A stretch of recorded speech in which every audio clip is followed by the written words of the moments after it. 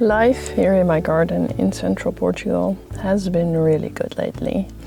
Summer has really kicked in and everything is growing like crazy.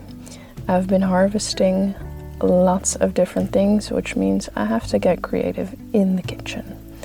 But more on that later.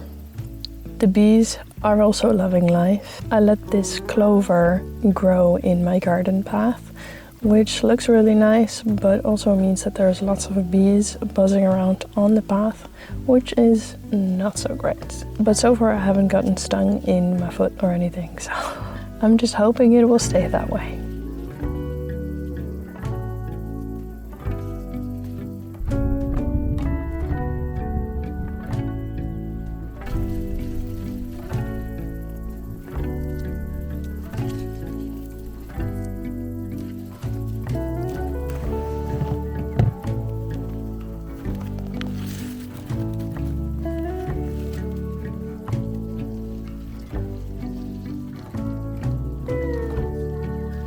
I really love this time of year because we get to eat from the garden every day, and the garden just dictates what we shall have for dinner. Right now there are lots of green beans and courgettes. Some of them I've started to give away because it's simply too many. I'm not planning on canning any vegetable this summer, so all the access is going to a friend who didn't plant a garden this year.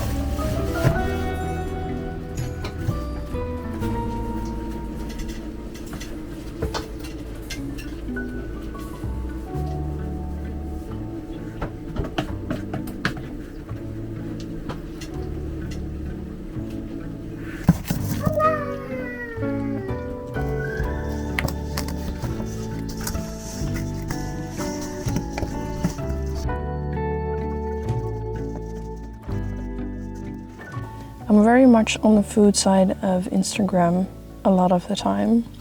So I love saving different recipes for when that particular produce is in season, and then eating that quite a lot until the season is over again.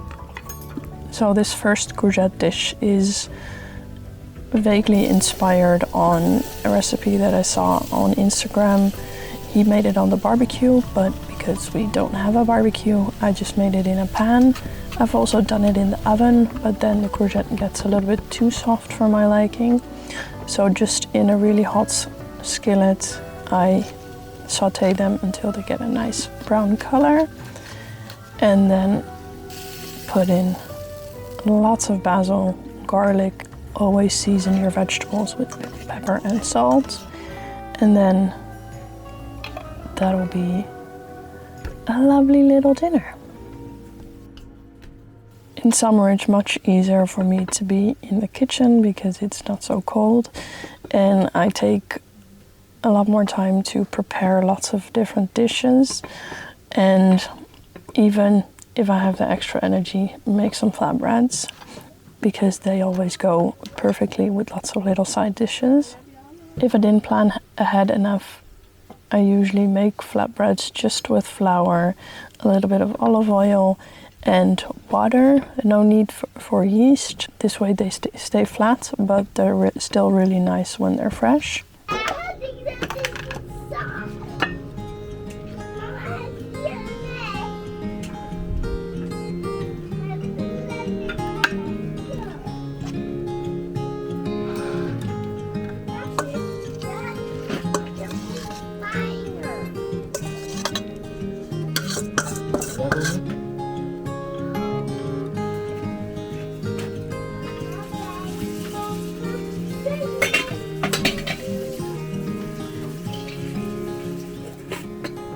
Oh, and don't be like me on this day.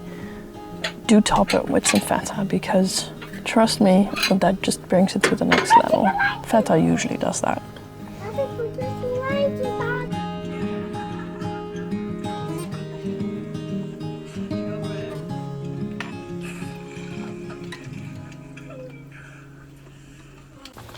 Ik heb de kuikentjes in hier doen.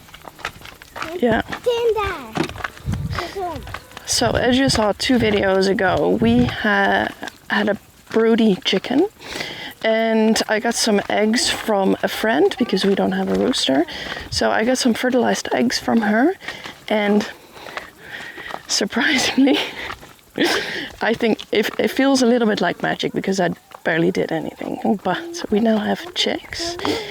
One problem is though that she got broody in our coop, which is on stilts, so it's about 1 meter up. And I don't think the chicks can climb the ladder because they're just too tiny. So for now we're gonna put them in one of our cat cages that we have for them if we have to take them to the vet.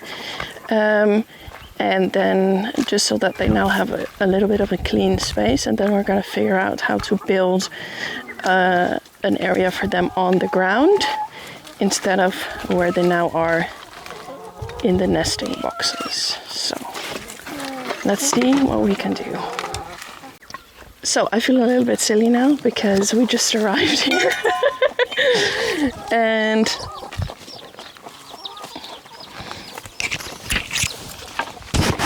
she had the chicks the day before yesterday. They all hatched within the same day. And turns out she thought it was time for them to move out. And somehow she got them down.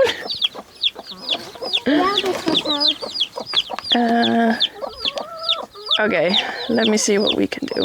Okay, let's check first if she got all of them out.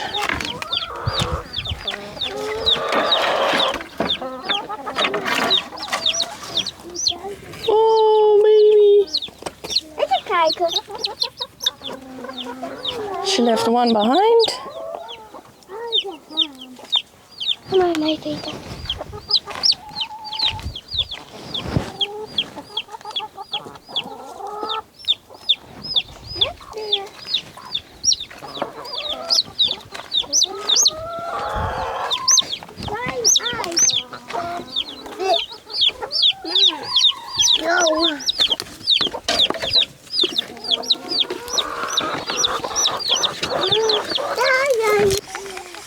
I just wanted to take a moment to observe what is happening, since it was a little bit different than I had expected.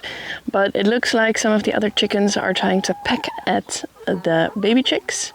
So I definitely want to isolate them for now, not while they're still tiny. So we're gonna put the baby chicks together with the mama in the cat cage, and then we can start thinking about building a little bit of a separate shelter for them, because this ladder, they can get out clearly, but I don't know if they can get up in the evening. Die zijn er al 3 in. Mhm. Zag je Zebbo? Nee. Kijk dit. So after the big surprise on this particular morning, I felt like I needed to build a new structure for them right away. So we did get started with some old pallets we had laying around, but for the life of me I couldn't find the crowbar, which is an essential tool in working with pallets. So we abandoned this project that same afternoon. It was okay though, because for now the chicks are small enough that they all fit into the cat cage, whatever you call it. We just put them in there in the evening and then take them out in the morning, and they're nice and cozy under the mother. And this way we can take a little bit more time to build something that will look and be at least halfway decent for them to grow in and stay in until they can get into the coop. This week I am very excited to be working with BLUETTI again.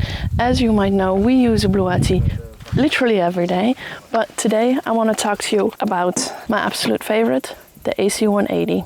To us, the AC180 is pretty much the perfect battery because it is so versatile. It has 1152 watt-hour storage capacity, 18 watt AC output, and with a power lift mode that can go up to 2700 watts. What I love about power stations like this is how user-friendly they are.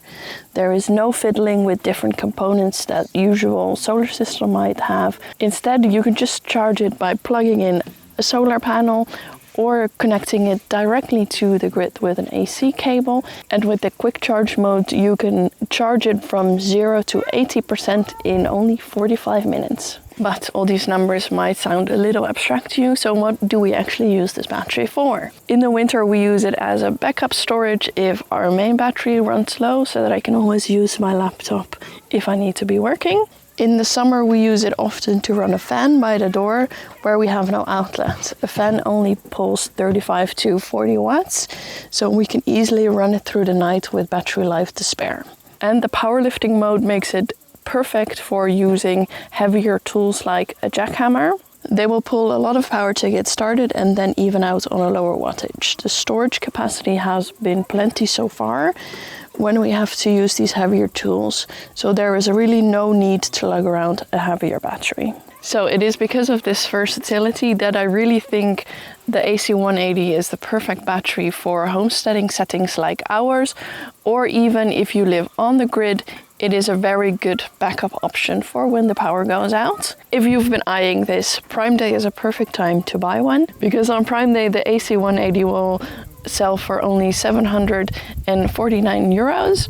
And if you use the code that's on the screen right now, you can get an extra 50 euros off if you spend over 1,000 euros. Thank you so much to BLUETTI for sponsoring today's video. And now back to the chickens.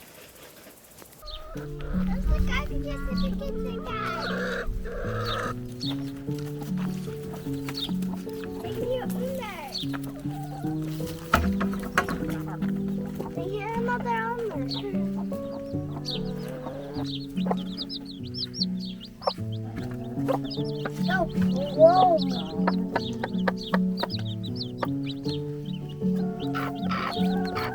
Oh, mama beep. Give me a die. Hold the worm, please. Hold the worm,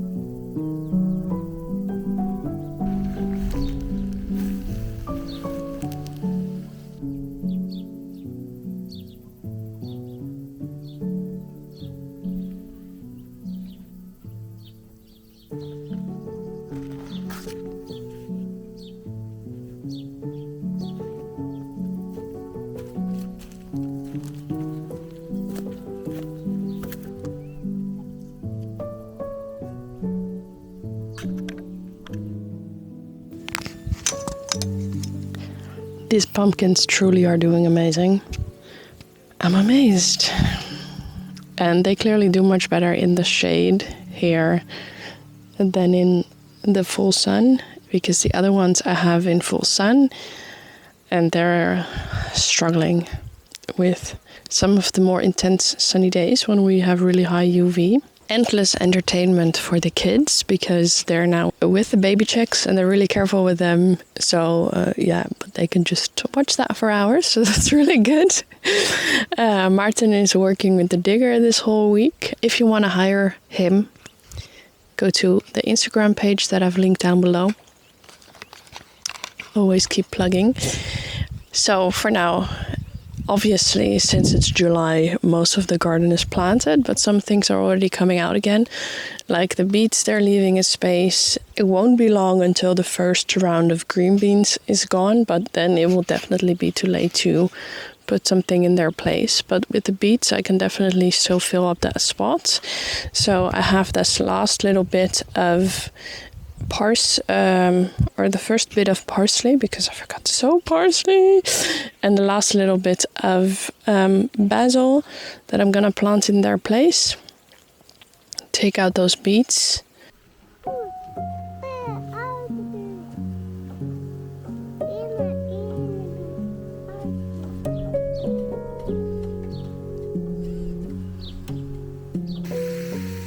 Bo, kun je mij even een knipper brengen?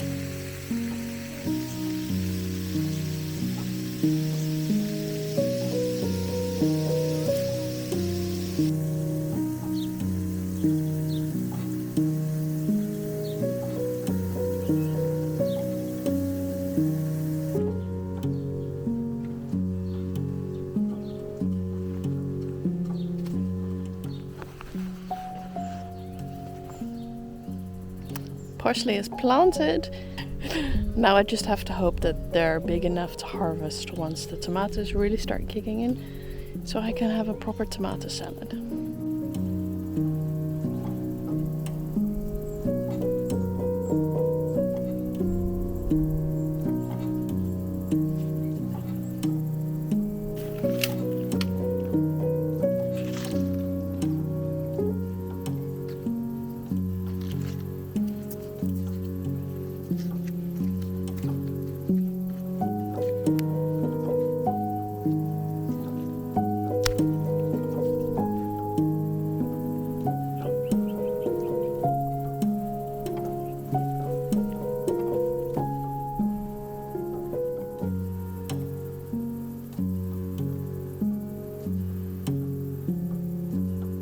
As I've said before, the weather here has been pretty good. We've had some really good temperatures, as in they're not too high, mostly around the 30s, honestly, and then a few times where we had like 2, 3, maybe 4 days above 30, but nothing too crazy. So the garden is loving life, and now I understand how people will garden in other places, because they're not constantly struggling with heat struggling, UV struggling plants. Another thing I wanted to show you is that our well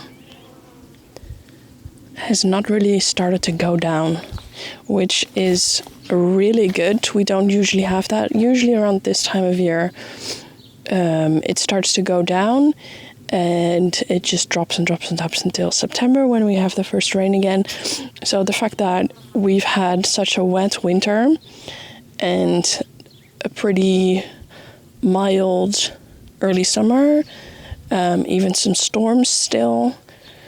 I know a lot of people complain about it, but once you farm or try to grow anything, I mean, it should be illegal to complain about rain, at least in semi-arid climates like ours, because then in the Netherlands they've had too much rain, and it's really put a damper on putting in the potatoes and the onions, which is going to have an effect on the price this year. So yeah, for once I'm grateful that we have the semi-normal weather, although nothing about any of this is normal.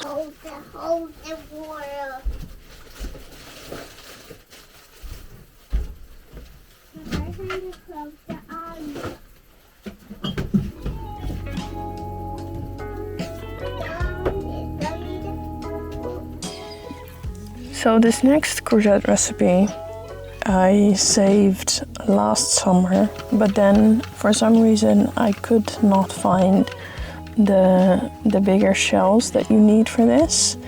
And then in the winter, of course, when there's no courgettes in my garden, I found these bigger shells at Auchan. So I've had them since then. I've been patiently waiting for the time to use them. And today was the day. I made a filling with thinly sliced and sauteed courgette, together with some caju fresco. The original recipe used, I think, ricotta, but that's not so widely available as in other places. So I decided to try it with this. I think a mixture of ricotta and caju fresco would be even better to make it a little bit more creamy. but this way it was already very delicious.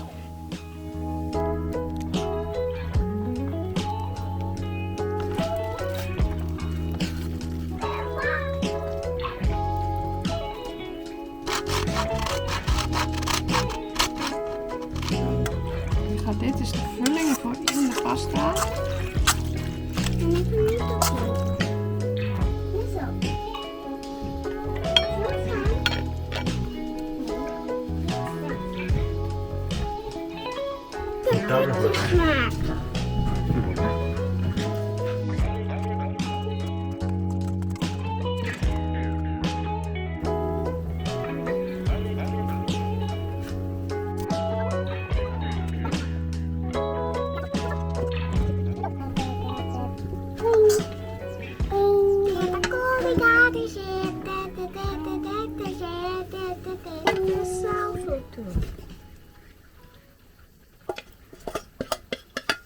Dan wordt pasta koos.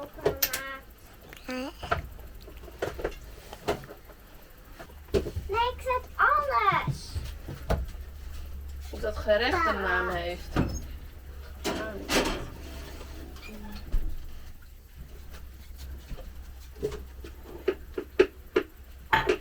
We gaan lekker eten. 2 butterkonijntjes. Die zit daar hier. Oh, dat ziet er lekker uit. Zij krijgen spaghetti. Oh, jullie krijgen spaghetti. Dan moest nog heel even koken. Nou, klaar bijna. Oké, gooi die dingen maar naar de kippen. En daar? Nee. Dat is al een stukje overheen.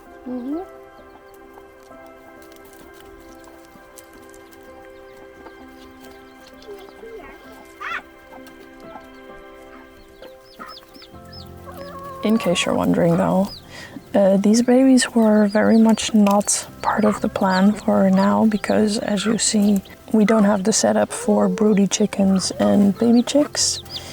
It's all in the plan for when we move up and I will build a new fenced area for the chickens, and I was already thinking that I wanted to start with breeding, but then up there I will make a good area where it's also completely sheltered also from the top so that they're protected from the hawks. But sometimes life throws things at you and you just have to go with the flow. So when this chicken went broody, I decided to just put some eggs under her to see what would happen, and this is what happened. So I can't complain because they're really fun.